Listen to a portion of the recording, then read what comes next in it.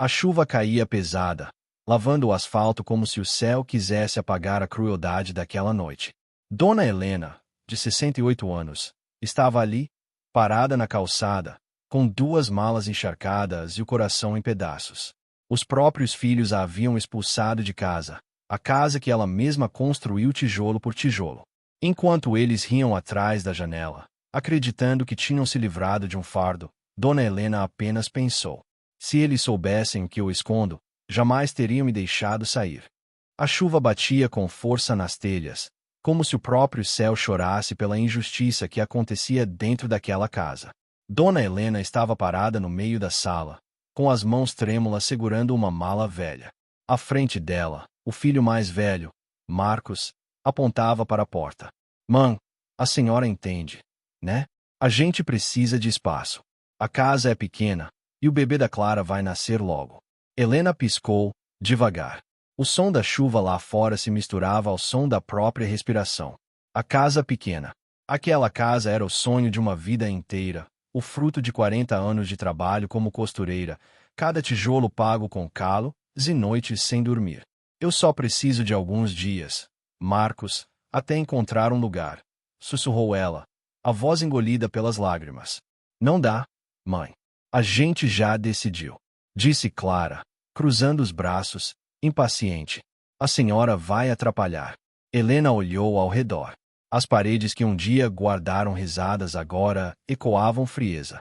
As fotos da família, que sempre pendurava com orgulho, haviam desaparecido. O quarto dela já estava vazio. Nem o cobertor antigo deixaram. Quando a porta se abriu, o vento frio entrou junto com a chuva. Marcos estendeu o guarda-chuva, mas não para ela. Apenas o segurou sobre si mesmo, enquanto a mãe dava o primeiro passo para fora. A água molhava o vestido simples, o cabelo grisalho, os sapatos gastos.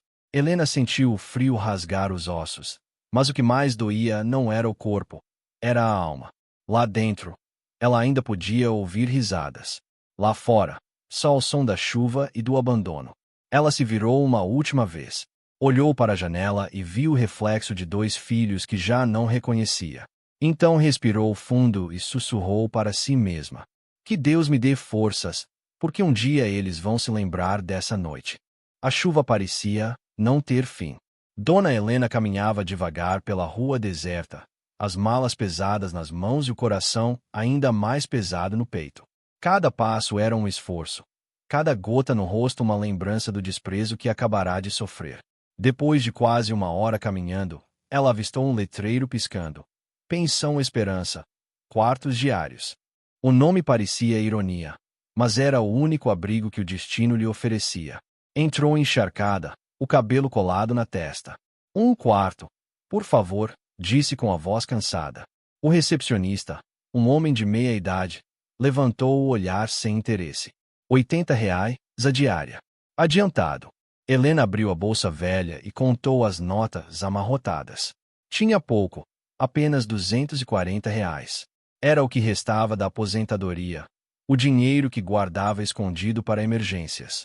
3 dias, respondeu. Pegou a chave, subiu as escadas rangendo e entrou no quarto simples, com paredes descascadas e cheiro de mofo. Deixou as malas no chão e se sentou na cama. O corpo tremia, mas o choro não vinha. As lágrimas tinham secado há muito tempo. Por alguns minutos, ficou em silêncio. Então, com cuidado, abriu a mala marrom, a mais velha. Por baixo das roupas molhadas, embrulhado em um pano azul, estava um envelope grosso. Dentro dele, documentos antigos, fotos amareladas e uma carta. Helena passou os dedos sobre o papel, como quem toca algo sagrado. Era a caligrafia do seu irmão, falecido há pouco mais de 1 ano. Ele havia morado no exterior por décadas. Quando morreu, deixará uma herança, uma quantia que ela ainda mal acreditava ser real. Querida Helena, deixo tudo o que construí com o suor da minha vida para você. Cuide bem do que é seu. E cuide de quem realmente merece. As palavras queimaram seu peito. Ela havia escondido aquele segredo até, mesmo dos filhos. Queria ver se o amor deles era verdadeiro, se a tratariam com carinho sem saber do dinheiro. Agora tinha a resposta, dolorosa, mas clara. Helena guardou a carta, fechou a mala e respirou fundo. Pela primeira vez naquela noite, sentiu algo diferente correndo pelas veias. Não raiva, não ódio, mas força. Olhou para o espelho rachado do quarto e viu não uma mulher derrotada, mas alguém que estava prestes a recomeçar. Vocês acham que me tiraram tudo? Sussurrou. Mas foi hoje que eu descobri o quanto ainda tenho. Lá fora, a chuva começava a cessar. Lá dentro, nascia a tempestade que mudaria tudo. O sol da manhã entrou pelas frestas da janela do quarto simples, desenhando faixas de luz sobre o rosto cansado de Dona Helena. Ela se levantou devagar. Os músculos doíam, mas o olhar estava firme. O tempo da humilhação havia acabado. No espelho rachado, viu uma mulher que o mundo tinha subestimado por décadas. Mãos marcadas, rugas fundas, mas olhos que ainda brilhavam com algo novo, determinação. Pegou a mala novamente e tirou outro envelope. Dentro, estavam os papéis da casa onde morava com os filhos. Helena lembrava bem o dia em que assinou a escritura. Havia colocado o imóvel no nome de Marcos, acreditando que assim ele teria um futuro seguro. Mas também havia feito questão de incluir uma cláusula, usufruto vitalício. A casa ainda era legalmente dela. Ela sorriu. Um sorriso pequeno, mas cheio de significado. Então vocês querem brincar de justiça, meus filhos? Murmurou.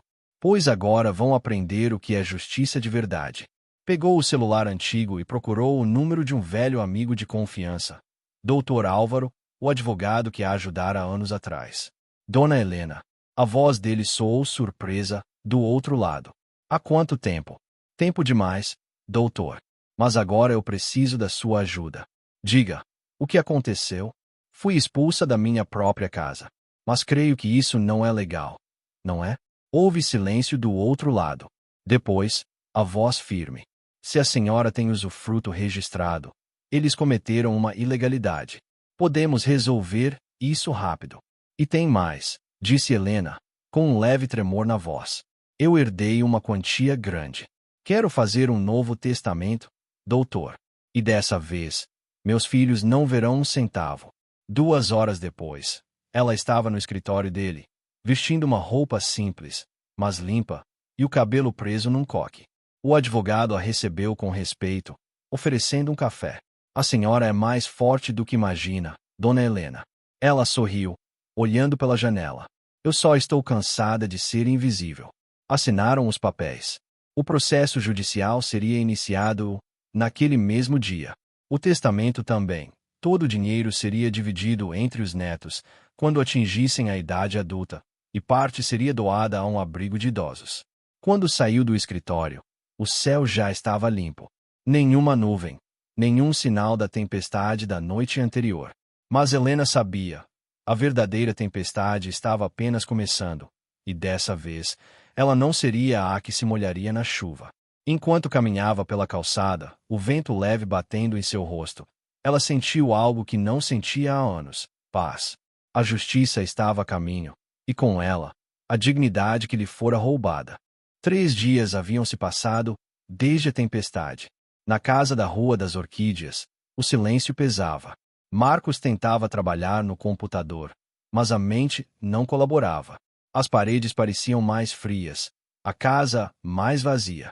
Clara, sua esposa, lavava a louça sem dizer uma palavra. Você acha que ela tá bem? Perguntou ele, quebrando o silêncio. Clara deu de ombros. Ela sempre se vira. Sua mãe é dura na queda. Mas as palavras não o confortaram. Desde a noite em que jogou a mãe na chuva, Marcos não dormia direito. Foi então que o som do interfone quebrou o ar pesado. Senhor Marcos Silva, disse uma voz firme. Aqui é do cartório. O senhor está sendo notificado de uma ação judicial, movida pela senhora Helena Silva. O sangue dele gelou. O quê? A senhora alega expulsão ilegal e requer liminar de reintegração de posse. O oficial estará aí, ainda hoje, para entregar os documentos. Tenha um bom dia. A ligação caiu. Marcos ficou parado, com o telefone na mão, o coração batendo acelerado. Clara, murmurou. Minha mãe tá me processando. Ela se virou, com os olhos arregalados. O quê? É isso mesmo. Ela entrou com o processo. Horas depois, o oficial chegou. Entregou o envelope e foi embora sob o olhar atônito do casal. Marcos rasgou o papel com pressa e começou a ler. Ali, preto no branco, usufruto vitalício e irrevogável da residência. Aquelas palavras eram como um soco. A casa ainda é dela. Ele sussurrou, incrédulo. Clara pegou o documento, as mãos tremendo. Isso quer dizer que a gente cometeu um crime? Marcos passou as mãos pelos cabelos. Eu não sei o que fazer. Ele começou a vasculhar gavetas, pastas, qualquer coisa que pudesse lhe dar uma saída. Foi então que encontrou algo esquecido no fundo de uma caixa, um papel dobrado, manchado de café. Abriu. Era um comprovante bancário. Valor: $1.982.000. Data: 6 meses atrás. Nome do remetente: Escritório de Advocacia Internacional, Nova York.